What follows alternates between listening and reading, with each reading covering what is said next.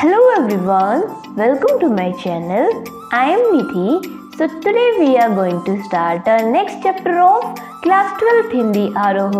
यह पाठ बाबा भीमराव अंबेडकर के सुप्रसिद्ध भाषण एनिहिलेशन ऑफ कास्ट का हिंदी रूपांतर है, जो लेखक ने जाति पाति तोड़क मंडल के सन 1936 ईस्वी के वार्षिक सम्मेलन अध्यक्षीय भाषण के रूप में लिखा था, लेकिन इसकी क्रांतिकारी दृष्टि के कारण उस सम्मेलन को ही स्थगित कर दिया गया था।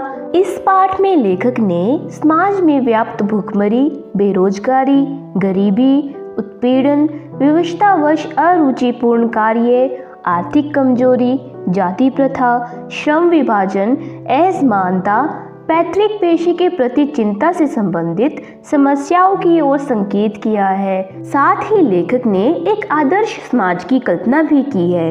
यह विडंबना की बात है कि हमारे समाज में आज भी जातिवाद के पोषकों की कोई कमी नहीं है। आधुनिक सभ्य समाज कार्य कुशलता के लिए श्रम विभाजन को आवश्यक मानता है। जाति प्रथा भी श्रम विभाजन का ही दूसरा रूप है। लेखक ने श्रम विभाजन को सभ्य समाज के लिए आवश्यक माना है, लेकिन यह भी बताया है कि किसी भी सभ्य समाज में श्रम विभाजन श्रमिकों का अस्वाभाविक विभाजन नहीं करता।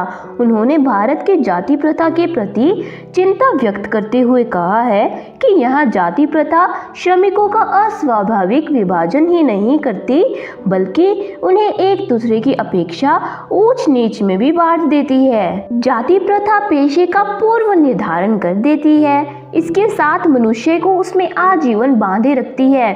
आधुनिक युग में विकास के कारण भी व्यक्ति अपना पेशा बदल नहीं सकता। हिंदू धर्म में तो जाति प्रथा किसी को भी उसके पैतृक पेशे के अलावा अन्य कोई पेशा चुनने की अनुमति नहीं देता, चाहे मनुष्य उसमें कितना ही सक्षम क्यों ना हो। इसका सबसे बड़ा परिणाम यह है कि भारत में निरंतर बेरोजगारी बढ़ती ही जा रही है। गरीबी और शोषण के साथ अरुचिपूर्ण कार्य करने की व्यवस्था निरंतर गंभीर समस्या है। समाज में जाति प्रथा आर्थिक असहायता को भी पैदा करती है। यह मनुष्य की स्वाभाविक प्रेरणा, रुचि और आत्मशक्ति को दबाकर उन्हें अस्वाभाविक नियमों में जकड़ लेती है। लेखक ने एक आदर्श समाज की कल्पना की है, जहाँ की व्यवस्था स्वतंत्रता, समता और भाईचारे पर आधारित होगी। उस समाज में इतनी गतिशीलता होगी जिससे कोई भी वंचित परिवर्तन समाज के एक छोर से दूसरे छोर तक संचारित होगा। समाज के सभी हितों में सबका हिस्सा होगा। साथ ही लोगों को अपने हिस्सों के प्रति सजग रहना पड़ेगा। सामाजिक जीवन में अबाध संपर्क बना रहेगा। लेखक ने इसी का दूसरा नाम लोकतंत्र बताया है। लेखक ने समाज में समता पर बल दिया है। हालांकि राजनेता का समाज के प्रत्येक व्यक्ति को आवश्यकताओं और क्षमताओं के आधार पर वंचित अलग अलग व्यवहार संभव नहीं हो सकता, लेकिन मानवता के दृष्टिकोण से समाज को दो वर्गों में नहीं बांटा जा सकता।